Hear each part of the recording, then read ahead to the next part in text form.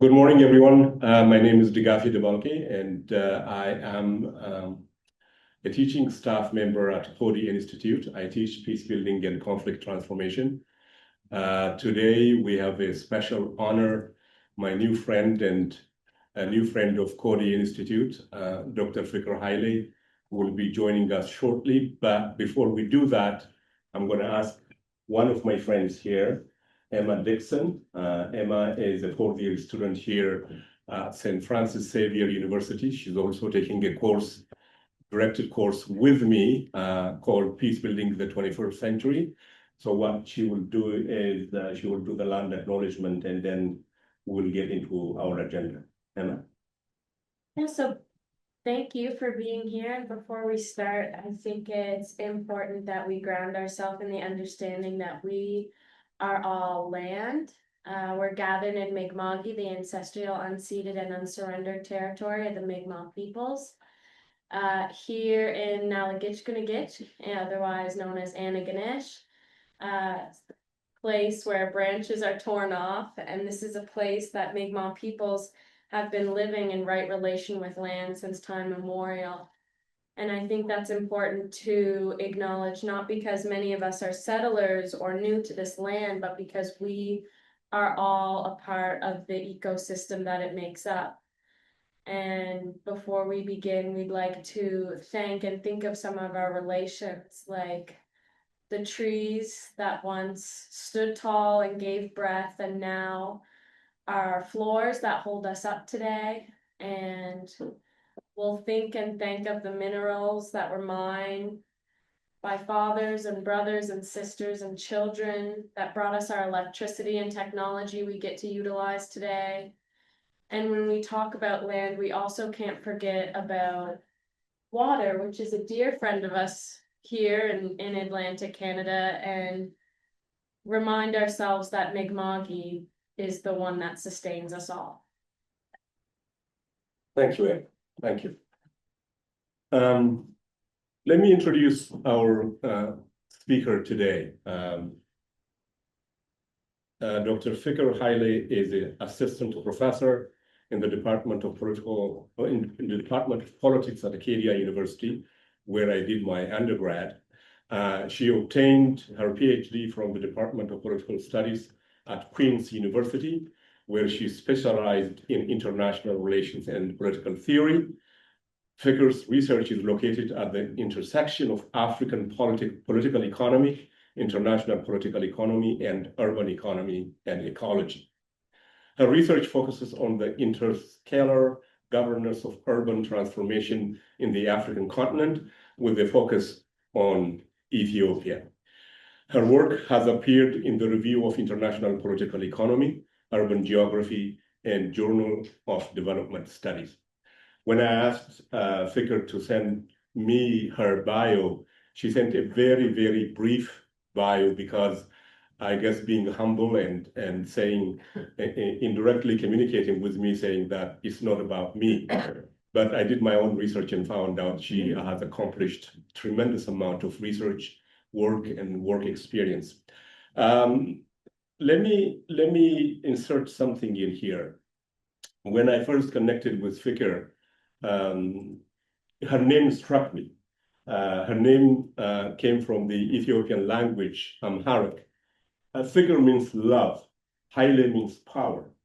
When you translate it completely and fully, it means love is my power.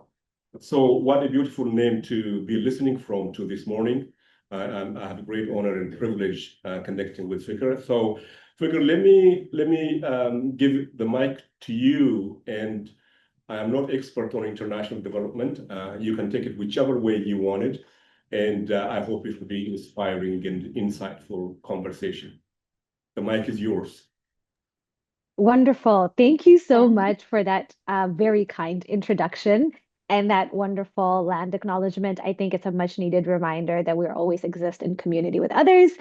Good morning, everybody. Thank you so much for having me. Thank you, Degafe, for facilitating this conversation. I'm a little sad that I can't be there in person, especially because I hear there's coffee being served, but I have brought my own. So I come well armed and prepared for this conversation. So I'm going to be sharing my screen. I'm aiming for this presentation to be about 35 minutes because I would like to leave ample room for us to have questions and conversations, which I'm really excited and looking forward to. So I'm going to share my screen. So as mentioned, my name is Dr. Fikir Haile. I'm an assistant professor in the Department of Politics at Acadia University. And the two questions that are going to be guiding the presentation today are what is development and whose development? And in terms of talking about what is development, here, I'm afraid I have a confession. And with all of my respect to the fantastic faculty in the Department of Global Development Studies at Queen's University, where I obtained my master's in global development, I'm not quite sure I know what development is. Right? It is a very big, very broad concept that has been utilized in a variety of different ways by those who wield political power. And I think we'd struggle really to find one definitive definition of what development actually is. So I'm going to put that question to the side for now and delve into what I think is more interesting. So, what I'm really interested in are representations of development. And here I'm referring to the types of images and messages and sentiments and feelings that those who wield political power and utilize this term want to evoke when they use this term, right? So, when political leaders, political parties, state actors are using this term development, what is it that they want their audiences to think about? What are the images that they want us to imagine? What are the sentiments and feelings that they would like us to have? And here, these notions of development are often associated with ideas of progress, with ideas of improvement, advancement, some sort of forward motion towards an ideal endpoint. And all of these, of course, are inextricably tied to ideas of modernity. And undergirding these ideas is the assumption that development is a concept that serves the collective. And this collective can be conceptualized in a variety of different ways. So, this collective may be a global collective, or maybe a national collective, or maybe a local and urban collective. And I'll provide a few examples for what these may look like. Think, for example, of the UN Sustainable Development Goals, right? So these are development goals that are global in nature. That is, the beneficiaries of this development that has been conceptualized by the UN are viewed to be an international audience. You also can think about national development plans. So this is Our Future, Make It Work, the national development plan developed by the government of South Africa, unveiled in January 2025. So this is a 5-year development plan. And here the our in the Our Future refers to the national or the state level community, right? So the collective here is again clearly demarcated. It's not global. It is in fact national or local. They could also be urban development plans where the collective is conceptualized not in national or state terms, but in an often spatially, temporally delineated urban zone, right? So you have various urban development plans, and the collective, the supposed beneficiary of these development plans, are residents of the urban and or the city. And this is where my interest largely focuses and concentrates. So I look at development in the urban, and in my work, what I'm primarily engaged in is critically assessing and investigating development in the context of urban Africa, which is my research area of interest, and specifically urban Ethiopia. And here you may be thinking, why? And there's a couple of different reasons why I think this is not only interesting, but also quite important. The first of which is for those of us interested in African political economy, the urban is increasingly occupying or should increasingly be occupying more of our sort of brain power. So while Africa has largely been rural for much of its history, what we are seeing are rapid rates of urbanization. So some of the most rapidly urbanizing states in the world are in the African continent, which means that the proportion of the urban population of the continent is rapidly increasing. So the most recent data tells us that by 2050, that's in a mere 25 years, 2 out of 3 Africans will live in cities. So that is in contrast to about the 54% of the continent's residents that were living in cities in 2020. So 2050 is in a mere 25 years that will pass in the blink of an eye. And the majority of the continent's citizens and residents will be living in urban centers. Also, by 2050, more than 40 African countries will have urbanization rates that are above 50%. So in essence, that means that the vast majority of African states, and the majority of people within these states will be living in urban centers. So for those of us that are interested in African political economy or in fact development, the urban is an increasingly more important space to pay attention to. And another reason why I'm interested in urban development in the African context is because of my training as an international political economist. And what we're seeing is, as elsewhere in the world, urbanization in the continent is increasingly governed at multiple scales of power. We can't really grasp the dynamics of urbanization within any geography without looking at how this is governed at multiple scales, from the global to the regional, and without looking at the increasingly high role that private actors, including foreign capital, are playing within these urbanization processes. So I'm really interested in trying to figure out how this interscalar governance of urbanization and urban space making is unfolding in these spaces. And I think the African continent provides a great case study for how we can begin to unpack this. I also just think that cities are cool.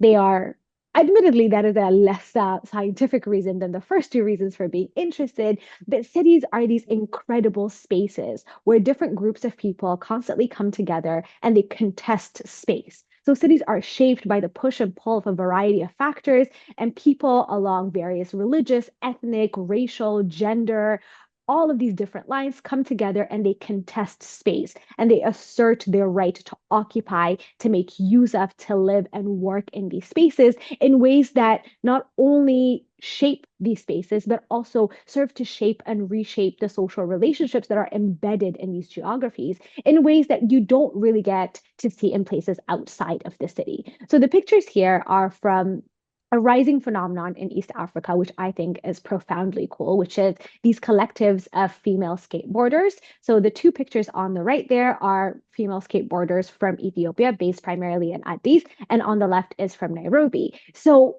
these skateboarders, and particularly the fact that they are female, is very important, right? Because they are taking up space in ways that are challenging the gender dynamics and social relationships that are embedded in these geographies and in really physical, geographical ways, right? They are taking up space, they are taking up these streets and moving in ways that social norms dictate women ought not to be moving. So I'm really interested in how these social norms that undergird these spaces are constantly being challenged in urban centers. And I also just think the fact that they are organizing as women skateboarders in itself is worthy of investigation. This doesn't really have anything to do with the broader presentation. I just think it's really cool and that people should know more about it. So these collectives are there, and that serves as a bit of a segue to my actual research, which is focused on Addis Ababa. Addis Ababa is the political capital and largest urban center of Ethiopia. Ethiopia, for those who may not be as familiar, is a country in East Africa that is home to about 120 million people, which makes it the second most populous state in the African continent after Nigeria. And Addis Ababa, as I mentioned, is its capital and largest city.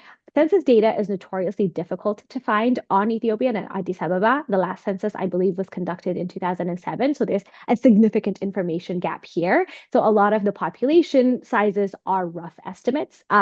Surely the population of the city is over 4 million, and the city is rapidly expanding. So that means geographically, the city is expanding into the surrounding areas, but also the population of the city is expanding at a really, really rapid rate. And this expansion brings about a set of opportunities, but also presents challenges not just for the residents of the city, but also for the governance of the city as a whole.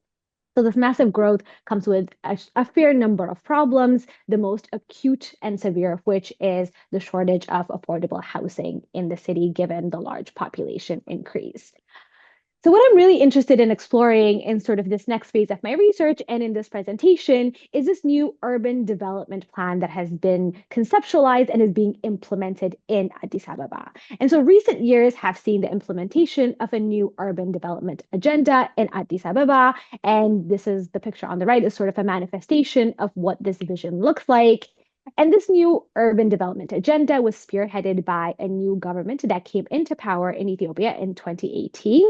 And a new party was formed in 2019, the Prosperity Party. And under the leadership of Prime Minister Abiy Ahmed, this new urban development agenda has been unveiled. And here, I won't do much of a deep dive into the history of urban development plans in Ethiopia, particularly contrasting what came before the 2018 era to the post 2018 era. But I think it's really important to tell you why I think 2018 is a moment of rupture where we start to see significant change from the eras that preceded it. So pre 2018, Ethiopia was governed by the Ethiopian People's Revolutionary Democratic Front, or the EPRDF. And this is a coalition that governed the country between 1991 and 2018. And it developed an urban development policy and agenda that had sort of two focuses. So the first is the urban development, renewal, and beautification agenda that focused on attracting a lot of private capital into the city. So that was a key pillar of the urban development agenda there. But another pillar of the urban development agenda focused on addressing the severe housing shortage in the city. So they were ostensibly pro-poor projects that were designed, such as an integrated housing development program that sought to deliver condominium housing units to middle and low income individuals. So what you see in the picture there on the right are some of these condominium housing complexes, a lot of which were built in the outskirts of the city. So these were government funded programs that were designed at least ostensibly to be pro-poor. So it had these two pillars, right? So attracting domestic and foreign private capital was a key part of the urban development plan, but also addressing some of the needs of the city's residents was another element of the development plan of the EPRDF. And I think what we see, or what I observe in the post 2018 urban development agenda, is a departure from this twin pillar focus. So what we see here is that it is an urban development agenda that's focused primarily on private investment, that is primarily focused on foreign capital and on transforming the appearance and aesthetics of the city. So what we see is an increasing focus on large scale, highly visible projects that are transforming the facade of the city. And I'll give you a few examples to demonstrate what I mean by large scale, highly visible project. So one of the big projects that's currently underway is the Lagahar project in Addis Ababa. And this project seeks to transform a historic and very old train station in the center of the city into a massive, luxurious residential development. So it's nearly 100 acres. And it has, or is set to have 4,000 luxury residential units as well as commercial units. And this complex, the blueprint for which you can see on the left side there, is being developed in a partnership between the Addis Ababa city government and a UAE-based real estate developer called Eagle Hills. And that UAE-based company will be important in the latter part of the presentation. So I ask you to kind of bookmark it a little there. So the Lagahar is one of the examples of these high visible, large-scale projects that is being envisioned for the city. Another example is the Yucca Hills project. And this is a palace complex. So it's a 500-hectare palace complex that is set to serve as the Prime Minister's official residence. And I've included here a cover from the Continent magazine, which very accurately describes this as a palace for an emperor. I've included it partly because the title is quite punchy and partly because the insights offered in the magazine itself are really helpful for understanding the transformations that are underway vis-a-vis the construction of this particular palace. So this is another example of the sort of high visibility projects that are as part of the new urban development agenda. And finally, and kind of more profoundly, there's a corridor development project currently underway in Addis Ababa. And this project seeks to build 8 so-called road corridors that connect various parts of the city. It's supposed to span over 130 kilometers and is supposed to ease congestion, open up the roads, and connect different parts of the city that had been disconnected prior to this. And so what we see is that over the last several years, the face of Addis Ababa has been transformed. Some have described this as Addis Ababa having a facelift, right? So new private high-rise developments are emerging, new roads are being constructed, and buildings and trees draped in really shiny, sparkly lights now characterize the city. So the new urban development agenda is certainly changing the face of the city. And I'm really interested in how this development gets framed. Right? And the word development is very much utilized to frame these transformations. So state actors, whether they be institutions, whether they be leaders, whether they be specific individuals, including the city's mayor, Adanich Abebe, and Prime Minister Abiy Ahmed, two of whom are in the center of that picture that you see on the right side of your screen there. They routinely frame these changes as vital for the well-being of the city's residents. Right? These changes are envisioned not just as a way to attract capital, but are constantly being presented as vital for protecting the well-being and prosperity of the city's residents, which, even if we take at face value, the question then becomes which residents? And this ties into the question of whose development that we are tackling through this conversation. Because undoubtedly, some of the new developments under this development program benefit the city, right? So wider roads are really helpful for easing congestion in the city. That's definitely beneficial to people who have to commute to work, for people who have to use these roads, and traffic congestion in Addis tends to be really bad. So that's definitely beneficial. Another really beneficial element is the fact that sidewalks being expanded, being safe, bike lanes being added definitely helps to residents and especially pedestrians' sense of safety navigating these streets. And that is certainly also beneficial. And I suppose to some, sort of these really colorful streets and trees draped in glittering lights may be aesthetically pleasing. I grant that that is a matter of personal taste, but this may seem transformative. This may seem like something that is desirable. But what is really clear is that the government and those with political power are telling us that this is indeed development and that this is indeed for the people and for the well-being of the city's residents. The crucial question, again, that we return to is whose development are we referring to here? So I go here to noted development scholar Anthony Oliver Smith, who tells us the cost of developments have been externalized to be absorbed either through the environment or by the general population. So what we see here is that the rhetoric and the development framing of the urban transformations that are underway in Addis Ababa don't quite tell us the full picture of what is unfolding. And in fact, they serve to obfuscate the highly uneven distribution of the benefits of the costs of this process, right? They don't tell us how these benefits and costs of these grand urban development agendas are distributed. And part of what I'm interested in doing through this critical assessment is trying to understand who bears the cost of these transformations and who gets to reap the rewards or enjoy the benefits of this transformation, hence the question, whose development? So in looking at who bears the cost, what is clear is that in an effort to make land available for its ambitious urban development project, the Addis Ababa city government, with the support of the federal government, is engaged in a process of clearing, right? So demolitions of thousands of homes have been taking place in Addis Ababa over the last couple of years, and especially intensified over the last year or so. And these demolitions have razed entire neighborhoods to the ground. For example, the Palace project at Yeka Hills, the construction, the clearing of the land for the project itself has already displaced, to me, hundreds of residents, many of whom have been pushed off their lands under the threat of physical violence, and those that refused to leave their lands were actually subjected to violence at the hands of state security forces. If we're thinking about the corridor project that I mentioned earlier, the corridor project itself has entailed the forced eviction of thousands of residents and thousands of households in the city, most with very short notice, some as short as only a few days' notice, and many without proper compensation. In early 2024, demolitions in the historic Piazza district, which is the heart of the city and the oldest part of the city, displaced thousands of residents, again, with very short notice and many without proper compensation. So what happens when homes are demolished and people are evicted or forcefully displaced is a few households, a small percentage, will receive perhaps comparable plots of land or housing in condominium units in the peripheries of the city, far removed from the center.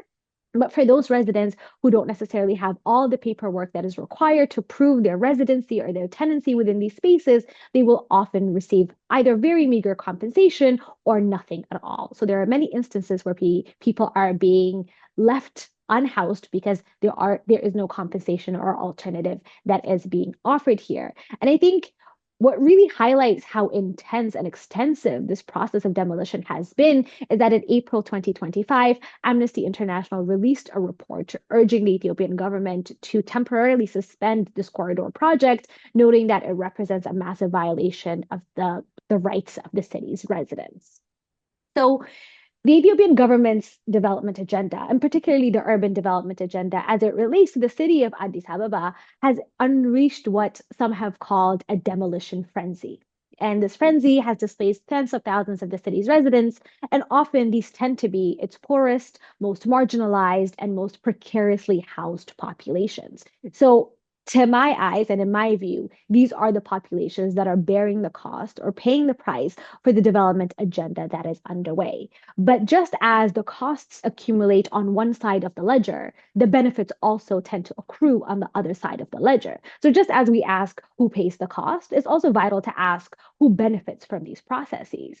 And I think the answer here is that the Ethiopian government is creating conditions that are designed to attract foreign capital to Addis Ababa. So what's happening is simultaneous to the dispossession of the city's residents or some of the city's residents, the Ethiopian government is creating conditions designed to attract foreign capital to the city.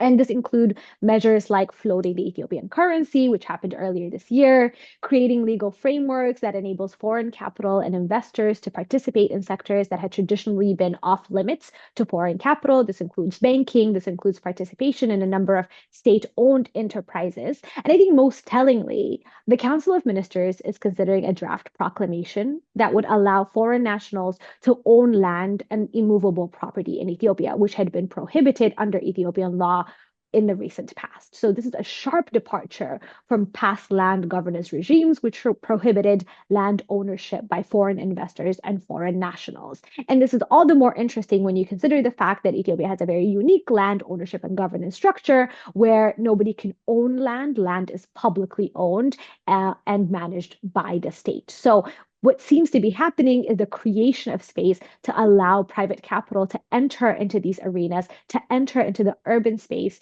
and serve accumulation of capital. So under the guise of building sort of a better city of all that ensures the well-being of the city's residents, the government appears to be creating suitable conditions for domestic and foreign capital investment, and this is accomplished through the violent clearing of the city's residents. So that Eagle Hills, the UAE-based Eagle Hills real estate development company that I mentioned is in charge of the Yucca Hills project in Ethiopia. So this company or corporation has projects all around the world, even though it's based in the UAE, and it's working in partnership with the Ethiopian government to build this massive luxury real estate development in Legahar that is supposed to have over 400 luxury residential units. So we see again, when we ask the question, whose benefit, where the costs and benefits of this very political process of development are being accumulated. And on some level, I think it's very straightforward to see how the material costs of this development agenda are quite heavy, right? So displacement, demolition, being removed from your community, evicted from the home, from the community you grew up around, the material costs of that are very significant, right? The loss of shelter often results in people being left unhoused or having to move in with family members, leading to overcrowded conditions. But also there's another element of this, right? Is that Addis Ababa's residents are being denied their right to shape the transformations that are unfolding within the city. And here I draw on sort of the Lefebvrean concept of the right to the city, right? It is the right that we all have not only to live and work and occupy the city, but also to have a say over the shape of the city, to have a say over what the city looks like today and what it may look like tomorrow. And that right is being violated. Now, I want to be very clear here. In the recent history of Addis Ababa, there doesn't appear to be a record of the city or the government meaningfully integrating or incorporating residents' input in city planning. I don't mean to suggest that what is happening in the post-2018 era is a stark departure in all ways from the periods that came before it. Authoritarian top-down development, whether in urban settings or rural settings, has been really par for the course for Addis and for Ethiopia at large. And previous governments weren't necessarily undertaking all these steps to consult residents about what was unfolding. However, what I think is slightly different is while previous governments were walking this tightrope of trying to balance the interests of attracting foreign capital as well as undertaking projects that were at least nominally pro-poor, the current post-2018 development agenda doesn't seem to be walking that same tightrope. Right. So under the PRDF era, as I mentioned, there were pro-poor housing projects that were envisioned, and the implementation and rollout of these projects is a matter of great debate, and I'm happy to have that conversation after. But at least there was some consideration of the different segments of the city's population. But in the post-2018 era, what we're seeing is sort of this commitment to attracting private capital to economic liberalization at all expenses. And that means that at almost every juncture, the interest of private capital is being prioritized over the interests of the city's residents. And so this approach to urban development pays very little attention to the histories and the desires and the needs of some of the city's residents and inhabitants. And it prioritizes the needs of private capital over the city's residents at every important juncture. And beyond the material impact as well, what we're seeing is that residents are being violently separated from their neighborhoods and their communities, which disrupts the social fabric of the city's residents. And these are social fabrics that have been developed over generations. So social ties are not only important for people's sense of self and community and social identity, but they can also be really materially significant for supporting people's material well-being. Neighborhoods normally have neighborhood associations in the form of iddir or ukub that provide actual material financial support to individuals. And when that is lost, people lose not just their social ties, but also the social networks that they would otherwise be relying on for their survival. And at last, I also think the demolition of historical buildings in some of the oldest parts of the city means that the histories that are preserved in these sites are being lost permanently. The old is being violently cleared away for the new that is taking its place.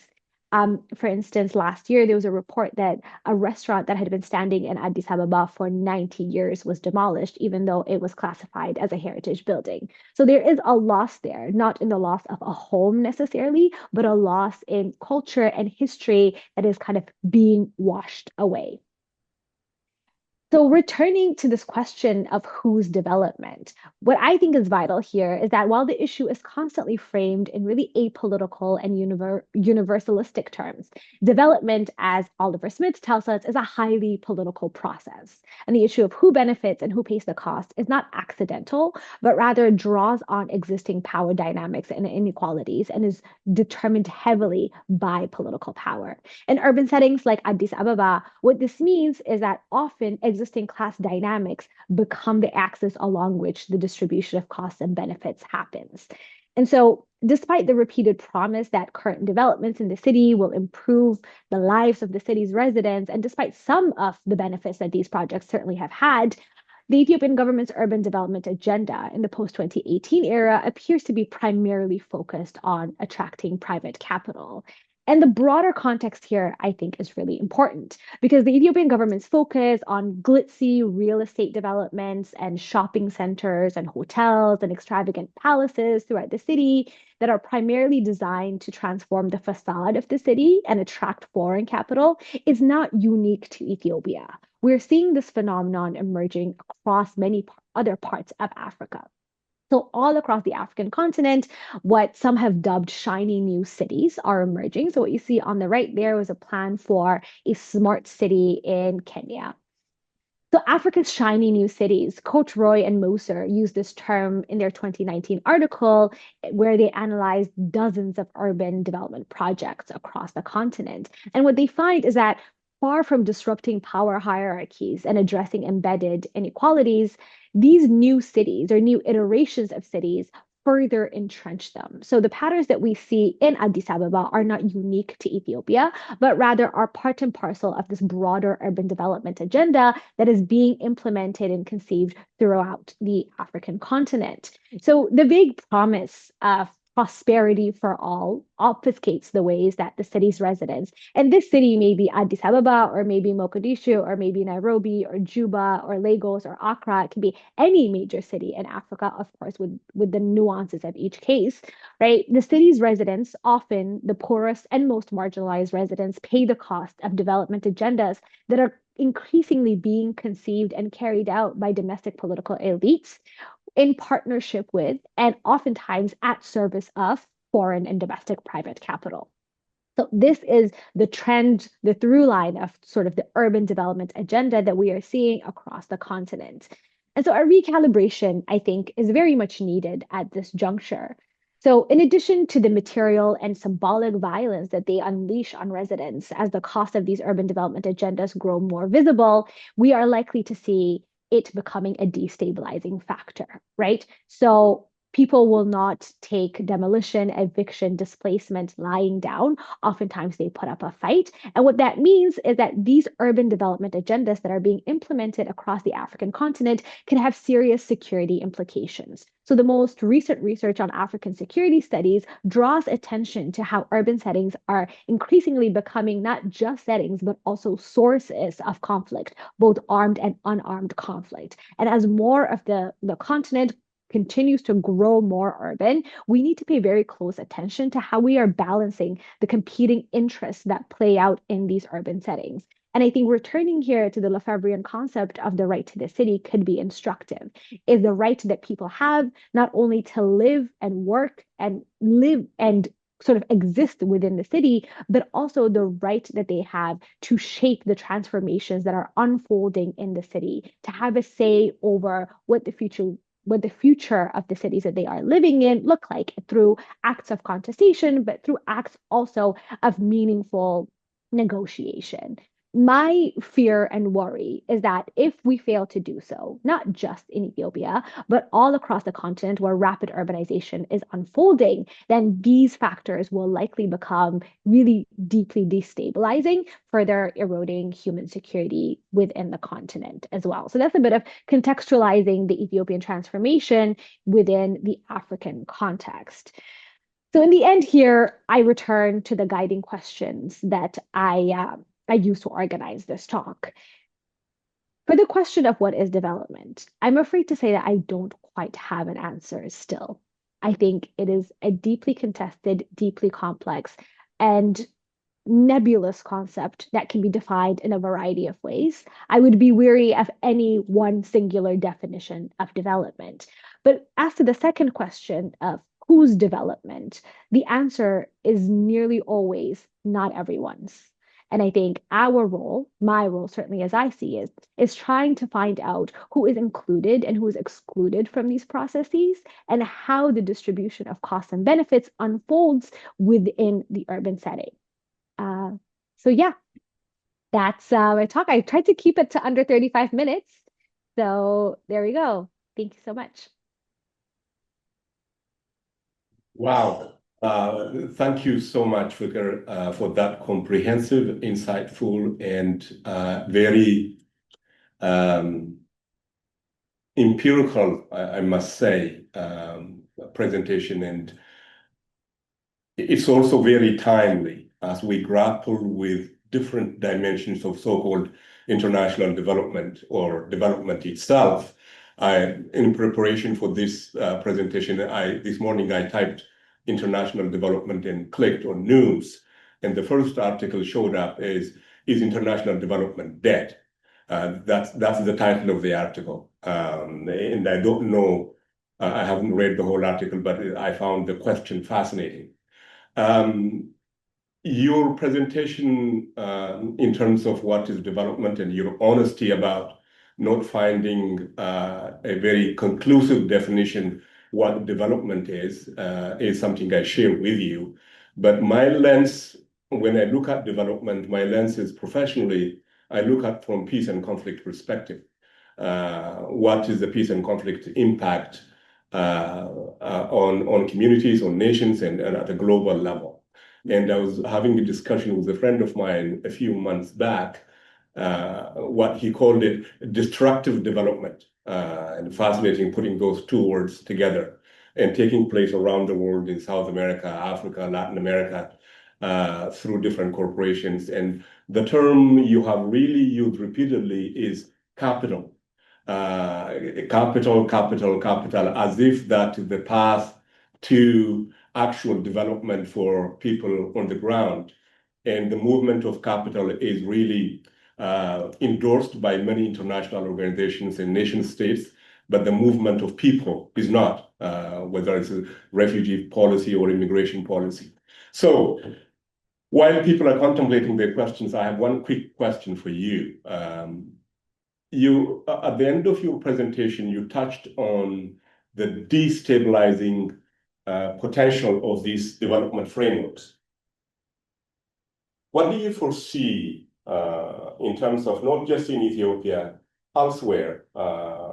People are being evicted from their homes being demolished, cultural and social and spiritual values being lost, so on and so forth. So what does that mean really in concrete terms? Where does that go?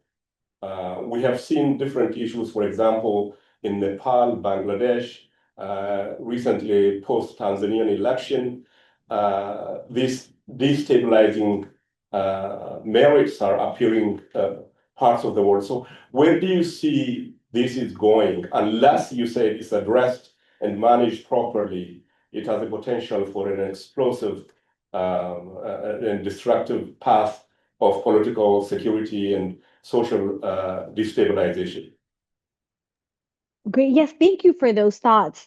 I think it is quite difficult to say where it is heading, but I will tell you where I think it is heading unless it is mitigated. So what we're seeing is these really destructive aspects of development projects are not being mitigated. So governments, particularly in developing parts of the world, are not paying due attention to the ways in which the externalities of development are being absorbed by communities.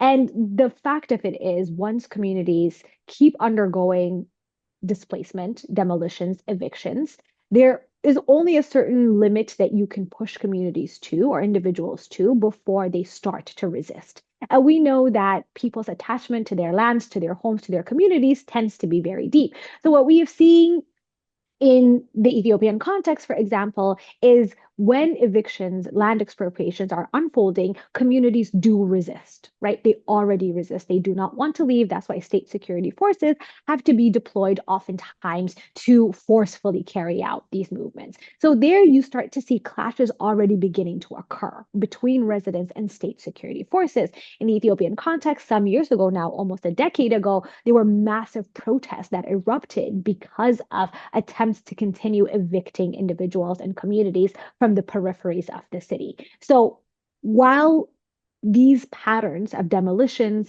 and what Harvey calls like the accumulation by dispossession, right? You make land and space available to private capital at the expense of people that you are dispossessing it from. That dispossession is sure to elicit some backlash. It is sure to elicit some forms of resistance, some of which will be expressed in nonviolent ways. But increasingly, as people lack space to express that discontent in nonviolent ways, then they will be or likely to be violent expressions, violent pushback, violent opposition to these types of patterns, right? It's not necessarily quite urban development, but we look at what happened in Kenya with the anti-IMF protests, right? Gen Z protests, where the material costs of the transformation the government was suggesting was so significant that people took to the streets. And that resulted in lots of harm, lots of instability. So these patterns are growing in all parts of the world, especially as governments continue prioritizing the interests of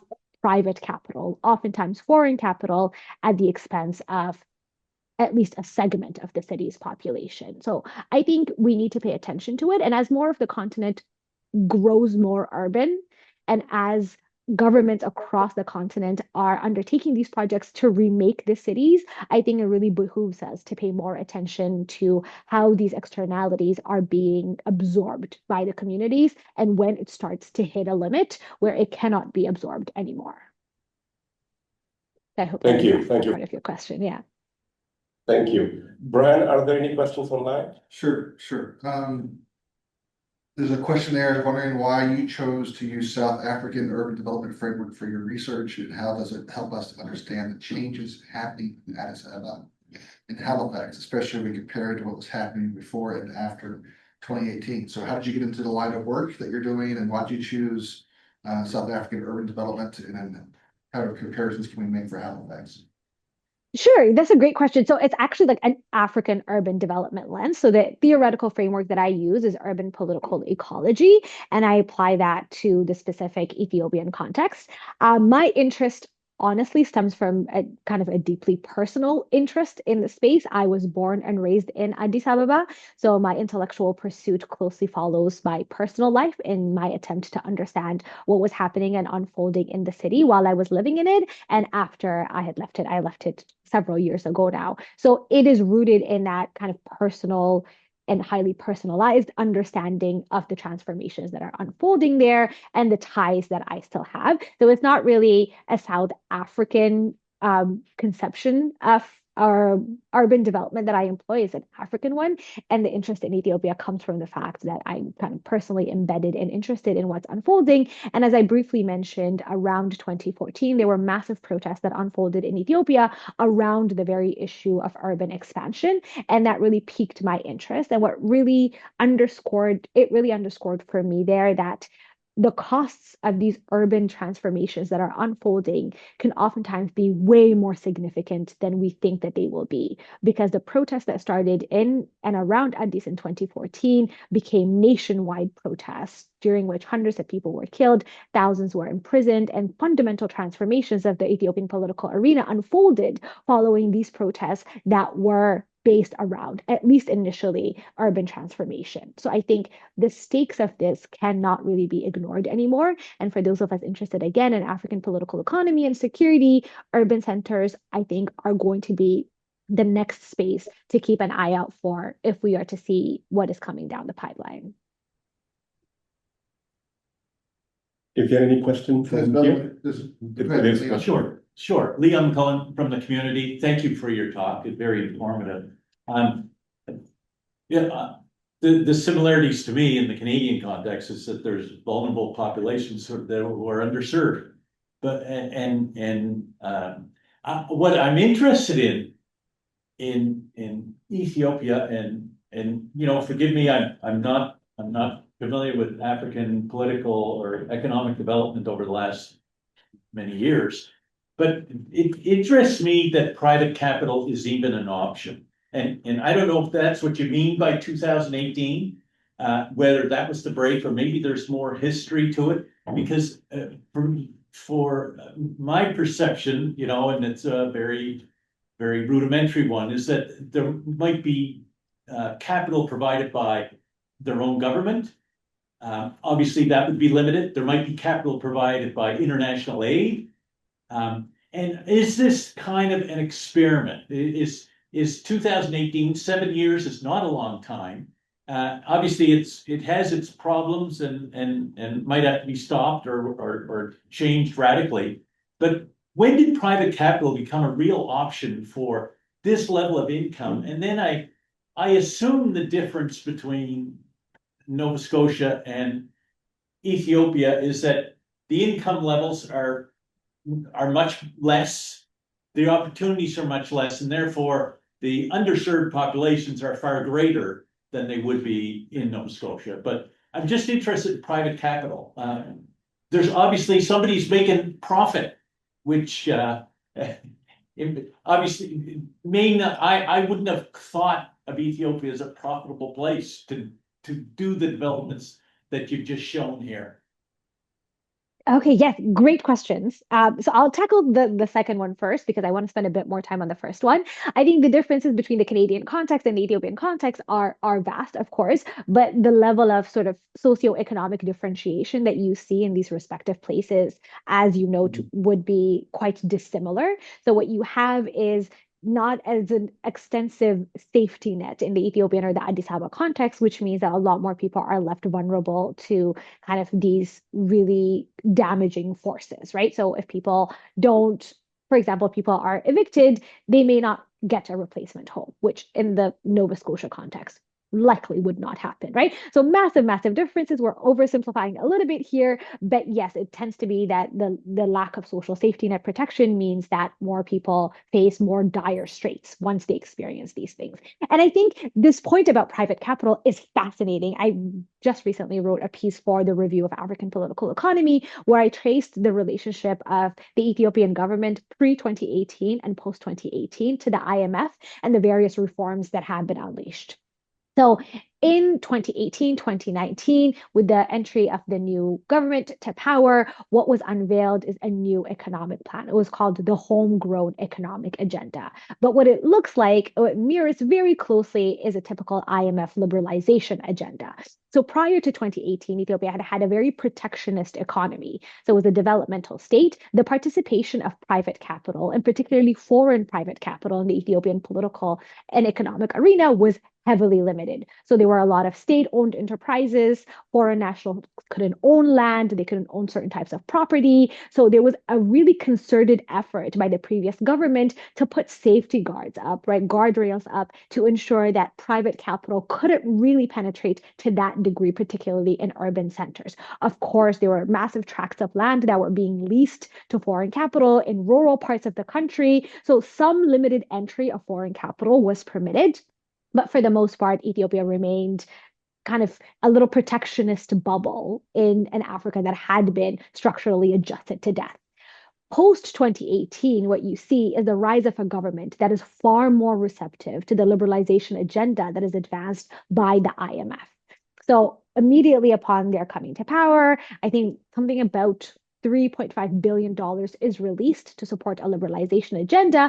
And what we have seen over the last 5-6 years is the loosening of regulations to enable foreign private capital to enter into this space. So the legislation that is now under consideration in the Council of Ministers essentially creates pathways for foreign nationals and capital to own property, to own land in the Ethiopian context, right, which had been really off the table and not even a consideration prior to 2018. So you're right to note that private capital hadn't really been eyeing urban Ethiopia and urban Addis Ababa specifically as a particularly lucrative space prior to 2018. But what we're seeing is in the post-2018 era, because of the change in the stance of the government, they are seeing that really palatable conditions are being created. And I think what's also really noteworthy is the types of private capital that's coming into the country.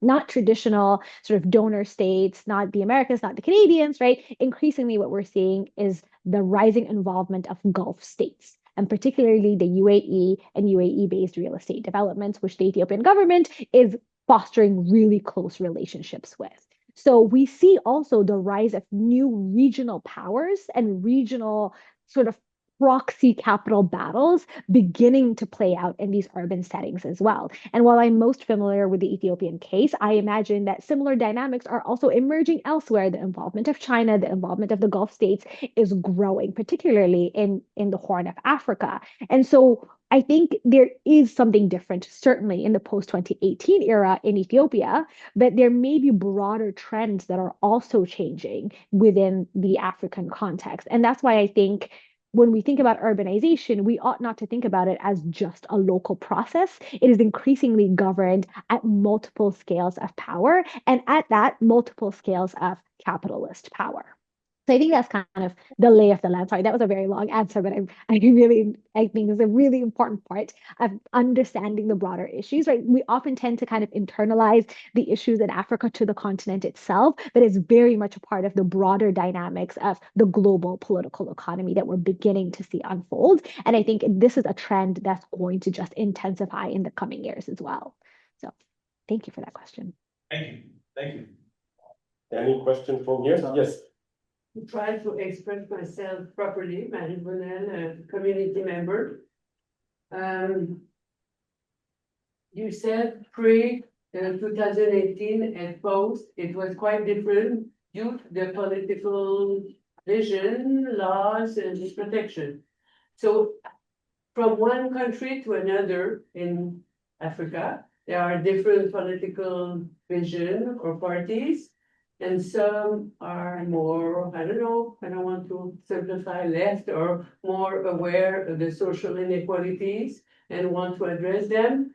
So do you see positive example or countries that are dealing more with the issue that you're raising in terms of our urban development that have these concerns and an approach that would be more respectful about who's already living in the city and how to develop without, so I'm stopping that. Yeah, no, that's a great question, actually. And I think a very important point not to kind of paint with really broad brush strokes when we're talking about the African continent, because there are significant differences. So I'm most familiar with the Ethiopian context, so I can speak with some confidence about the changes that are unfolding there.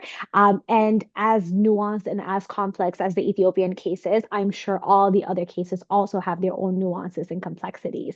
So while I can't delve into sort of the differences between all of these different states, what I will say is that the indication is that they are moving in kind of the same direction. They are moving in the direction of prioritizing these large scale development projects, often at the expense of the city's residents. So within that, there may, of course, be different municipal and federal governments that are going out of their way to protect residents' rights. They don't tend to be the ones that we hear about most often, but what I am looking at are kind of these broader trends, and the broader trends appear to be going in one direction, and that's the direction that I have noted, the direction that Ethiopian government and other leaders of these shiny new cities have been pursuing.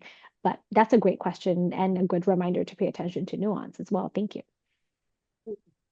Brian, any questions? Yeah, so there's one there from, I think Ethiopia itself. However, are your findings scientific based, and does your conclusion imply that development is occurring at the expense of the poor? Great. Thank you for that question. I suppose that depends on how one defines scientific. I'm a social scientist, so we can't really go into a lab and verify the veracity of the claims that we are making. I'm a qualitative researcher. We collect the data, we analyze it through a theoretical framework, and present conclusions and findings.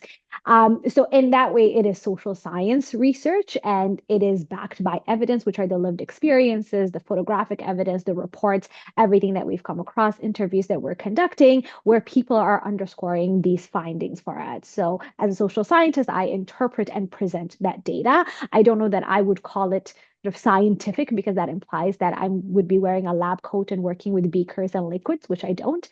And does my conclusion imply that development is occurring at the expense of the poor? I believe it does. My conclusion, with reference to the urban development agenda in the post-2018 era within Addis Ababa, does seem to imply that the costs of development are being borne by primarily the poor and most marginalized residents of the city. So I do think that development is at times occurring at the expense of the poor. So yes. Let me pose one question, Fikir, to you. Sure. When I was doing my undergrad at Acadia University, one of my teachers who was really deeply involved in international development, and I recall telling me the authoritarian development framework has managed to create this glitter and shiny development, in quotation mark, from the airport to the four-star hotels, where they can take donor country leaders and political supporters from whatever airport they're landing to whatever four-star or five-star hotel they're staying. So to impress the donor countries and the donor class. Now you're telling us that that kind of a donor country framework, as it diminishes with USAID and all those kind of things, private capital is coming in and creating those shiny cities in different parts of Africa, which I have witnessed in many places. But also historically, if you look at history of authoritarian development, whether it's Bokassa in Central Africa or Mobutu Sese Seko in Zaire, they have built these shiny capitals in the jungles. Bokassa, Central African Republic, imitated the palace of Napoleon. He built exactly the same replica. And why that disconnect? Why that out of touch kind of consciousness within some of the leadership on the continent? that is really that kind of shiny initiatives going to change people's life? What is going on at the level of consciousness, at the level of understanding people's needs and desires and aspirations? What is going on? I think that's a really good question. That's a fantastic question. And I think I I would need like a degree in psychology, certainly for answering that, because I think there's something that's happening at the psychological level. But I think it is an attempt to present a facade or an appearance of development without meaningfully engaging with what it means to have development, right? So development tends to be understood or operationalized in a really surface level way that really doesn't address the needs of the city. And this idea of shininess, I cling on to it because it's such a disparity. And if you let me, I would love to read a comment that somebody put in the chat because I think it really demonstrates what I'm talking about. And I want to thank you for this message. I'm not sure if you want me to read your name, but this person says, I'm sorry, I'm surviving by the last saved battery in my laptop because of the daily power outage in Ethiopia by the government who congratulates me every day about the lighting of the streets. Tonight, like the many nights, the multi-story building in front of my house will shock me with the generator noise and its beam light to my house at its will. I think this is a living testimony to the topic that Dr. Fikir have chosen. And they say some very nice things. Thank you for that. I think that's that disconnect, right? So you have these cities where the light pollution is truly detrimental to one's health. These trees are draped in shiny, glittery lights.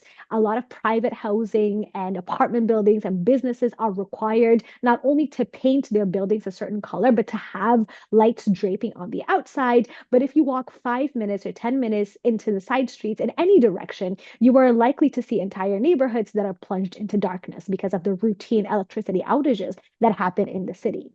So one might think that a reasonable way to address this issue might be to first supply electricity to the residents so that they can have televisions and charge their phones and hook their medical devices and have their fridges working instead of having this facade of really shiny glitteriness that seems to be really seems to have a really strong hold on various leaders that have emerged across the continent. So there is very much a clear disconnect. But I think what it's rooted in is a desire to signify that development is being achieved. To say, look at our roads, look at our streets, look at all of our cars, look at our shininess. Aren't we doing so good? But it tends to be very surface level and it tends to not address what is actually what needs to be addressed, which in the context of Addis, first and foremost, is the shortage of affordable housing. So there's definitely that disconnect, and we see it in stark contrast, particularly in urban centers.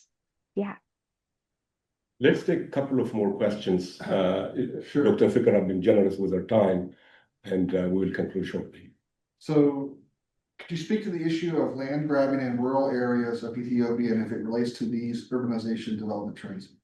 Yeah, that's another great question. So, land grabbing in Ethiopia, particularly post the 2008 financial crisis, has been really extensive. Ethiopia has actually been described as the epicenter of the land grab that unfolded across many parts of Africa post 2008. So, that's a really massive issue. It has an expropriation legislation that allows the government at the federal and regional levels to expropriate land for pretty much any purpose as long as it relates to the concept of development. And I use air quotes here because development is not actually defined. But if the government says, hey, we need your land for a development project, you have really no way to contest that assertion. So land grabbing in rural areas has been very, very extensive. And what that does is it pushes people off the land and establishes these plots of land that are then leased to private companies at really high prices. This severely jeopardizes the livelihood and well-being of communities in rural areas and has ignited a lot of community level contestations and protests and acts of violence as well.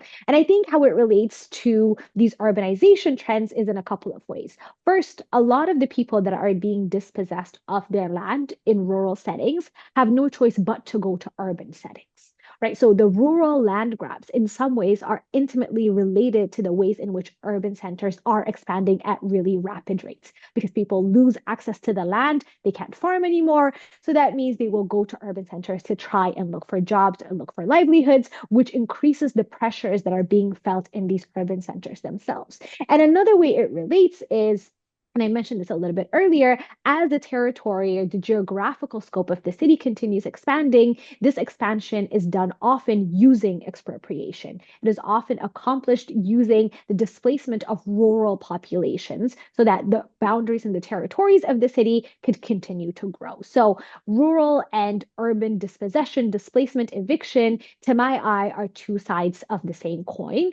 It is the coin of development that is used and weaponized. It is a coin of development whose externalities and costs are being absorbed by the environment and by populations, whether they be agricultural communities, subsistence farming communities, or precariously housed urban residents. So that is a very important link to draw between what is happening in the rural centers and has been happening in the rural centers and what continues to happen in the urban settings as well. One more question there. Going back to your content, for the city, can you tell me if religion, I know there are large, number of, Christians, probably Muslim, does that have any effect on the political power that enables this to happen? That's a really interesting question. And as I mentioned, we haven't had an official census in Ethiopia since 2007. So I would hesitate to say with certainty what the religious composition of the city is, simply because we don't have data to back it up. We do know that in Ethiopia, there are large populations of Christians, Orthodox Christianity, as well as other forms of Christianity, large populations of Muslims in the city as well as in the country at large. In my research, it hasn't come up that religious differences are main or galvanizing factors in these transformations that are happening. That doesn't mean to suggest that they don't exist, but they are not the most significant. In the context of Addis Ababa, what seems to be most significant are class differences and class differentiations between who benefits and who does not. So marginalized populations, precariously housed populations, regardless of their religious background, tend to be the ones that are on the receiving end of the harms, while those who are relatively well off and private capital tends to be beneficiaries. So religion isn't a main fault line in the transformations that I am analyzing, or at least it hasn't come up as such in my research so far. Thank you. Let's take one in person and one online, and then I will give Emma a chance and we'll conclude. Okay, so the one online first. This person, Portia, is talking about her own country. I guess the gist of the question is, how do you give voice to the voiceless, or the reorient the government's approach towards providing for these people who have no voice? I think that's a really important question. And I think the way that I think of it is that people are not voiceless, they have been rendered voiceless, right? They've had their voices been suppressed. But even in that context, people aren't really absolutely voiceless.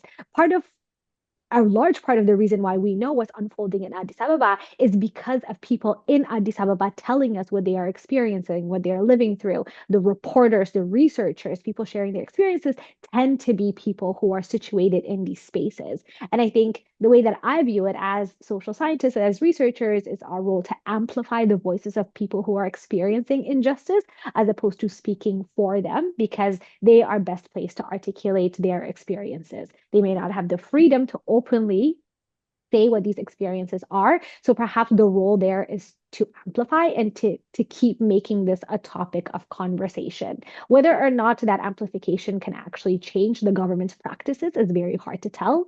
Governments and those who wield political power have significant power at their disposal, including the use of violence. And I don't know that awareness can necessarily be a match to that, but like refusing to acquiesce and refusing to accept this is just the way things are, I think is an important starting point. And constantly pointing to the injustice of these processes, I think can itself be an important starting point to have conversations around how we begin to correct them. And we do that by paying attention to and supporting the folks that are already doing the work on the ground. Marie? Okay, it's a specific topic, but I think important. Development brings a lot of construction for jobs.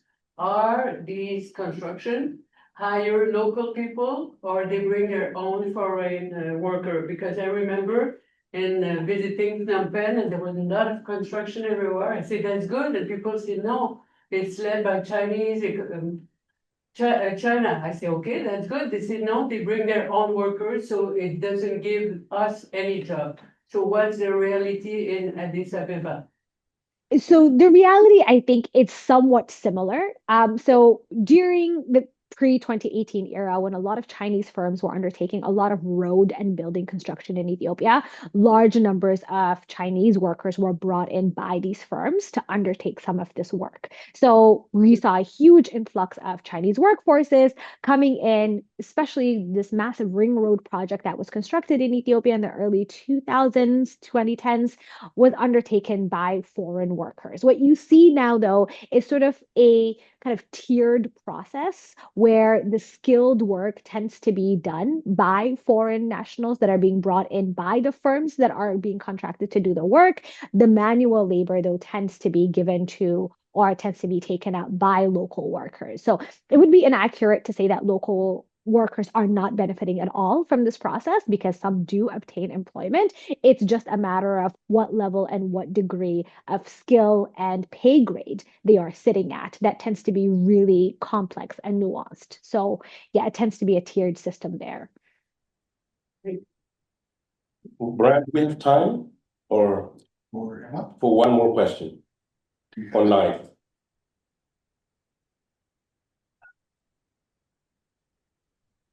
If there's no question, we can move to Emma. Yeah, just try to pick the best one. How does urban segregation undermine cities' cosmopolitan character, democratization, and development?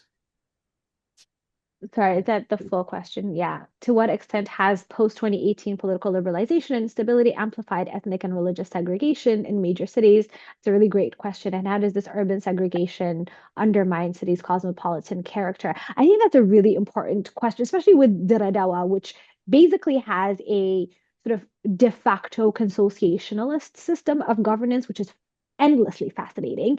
But the Addis Ababa case, I don't know that the segregation is necessarily along religious lines. I do think it still happens to be along class lines. And of course, class could overlap with different factors and facets of identity. But this era, this post 2018 era of liberalization has unveiled massive instability, like throughout the country generally, but in these urban settings as well, as the state exercising its power to move people along the space has been really destabilizing for these communities. And who gets to still live in the city and who has to leave the city, of course, creates dynamics of inequality that people have to navigate. So I think it's really interesting. And again, I do tend to think that the segregation is happening along class lines more so than other lines, but that is kind of part and parcel of the wave of liberalization that the country is living through at the moment. But another great question.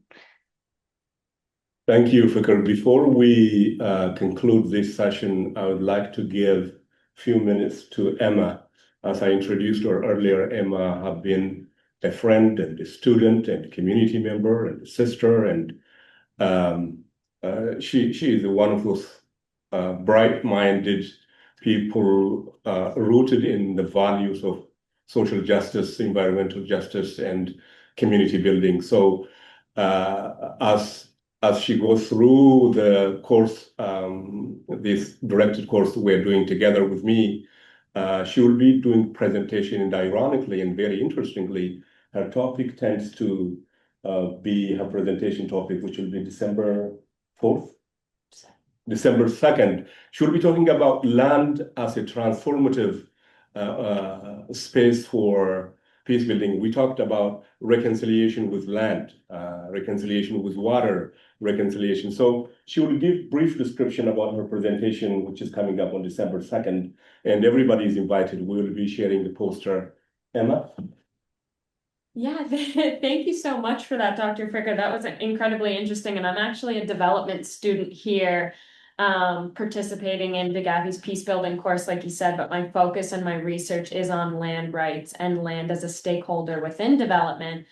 And I'm going to flip it around and actually take the opportunity to ask you a question, because you did talk about luxury development and urban development, and I can see it even in my rural community here, that luxury development coming in and actually pushing out peace stakeholders and residents and leaving vulnerable populations more at risk. And you talked a little bit about land governance and land grabs in Ethiopia. And I'm wondering if you noticed in that post-2018 era, if you see land losing more rights, or if there was ever a conversation within development in Ethiopia around land as a stakeholder within development, and that you already spoke to the geographical connection, which seems to be a source of conflict and that violent opposition to urban development. So I wonder what your take is on land rights and land as a stakeholder within that development, and if that's a conversation that's ever been going on within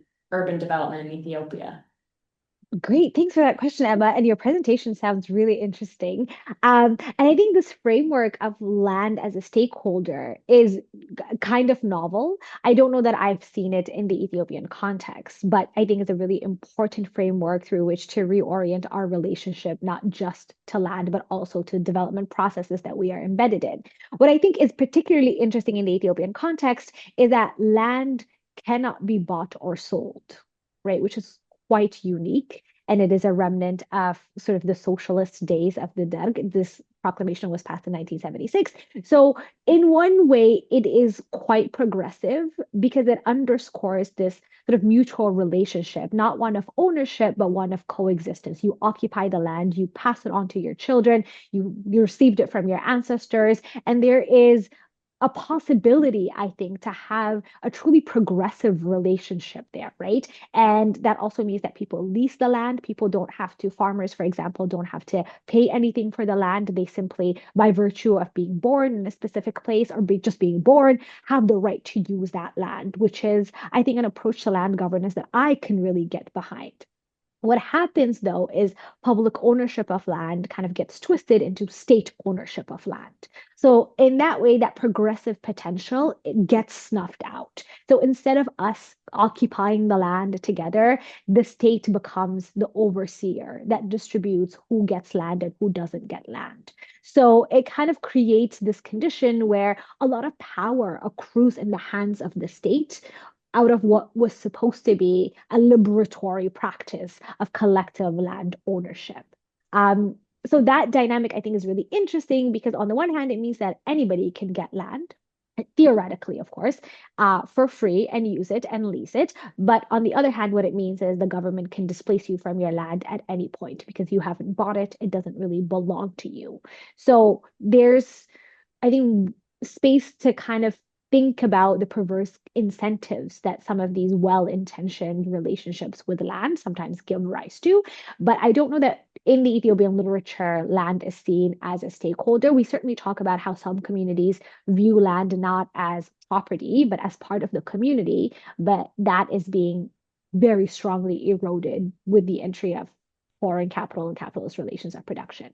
So I look forward to kind of hearing what you have to say about land as a stakeholder, because I think it can help us really rethink what we think of as development. So great work. Thank you so much, Fikir.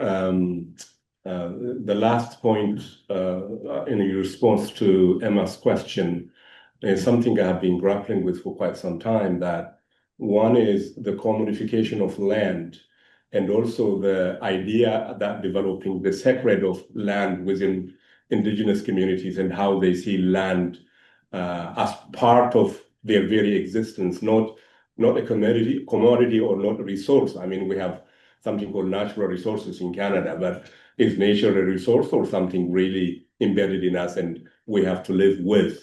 So there are lots of critical questions we have to reflect on. I don't know about those of you online or here in person. For me, I find it extremely enriching, informative, and educational. As I said earlier, I look at issues of capital, land, social structures from peace and conflict perspective, and I see clearly an opportunity for joint research from peace building perspective and from your political perspective, looking at Ethiopia or elsewhere, that would be a great opportunity for both our institutions, Coady, Xenofex, and Acadia, to collaborate and do some research in that area. I look forward to that.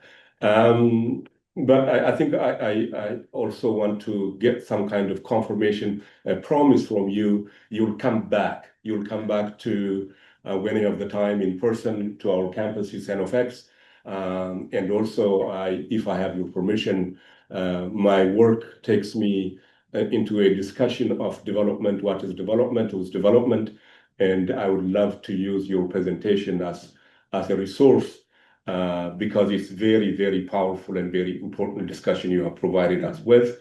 And last but not least, you have an open invitation to come to Antigonish to spend some time with us and have a coffee, traditional Ethiopian coffee with all of us. And I look forward to meeting you in person. And every time, and this is my philosophy, every time people like you who are committed to social justice gather around the table, something beautiful happens, something great happens. And I have seen it practically, and that's what we discussed with Emma as my student, as my friend, and as my colleague.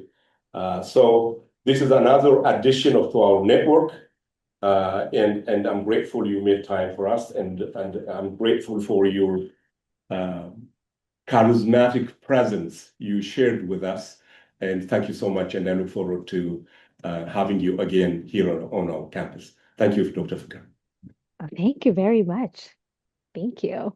That's very, very, very kind of you. Thank you. I'm very humbled, and this is so wonderful for me. I loved all of the questions, and I like being able to engage in these discussions and always open to more partnerships and collaborations. And I will take you up on that invitation to visit your campus when I'm back on the East Coast. I look forward to it. Yeah, absolutely. It's wonderful to have this conversation with people who obviously care so much about what we're talking about. So I really appreciated getting to spend this morning with you. And I will definitely be on campus for my cup of Ethiopian coffee at some point soon. Thank you. Thank you so much. Thank you very much.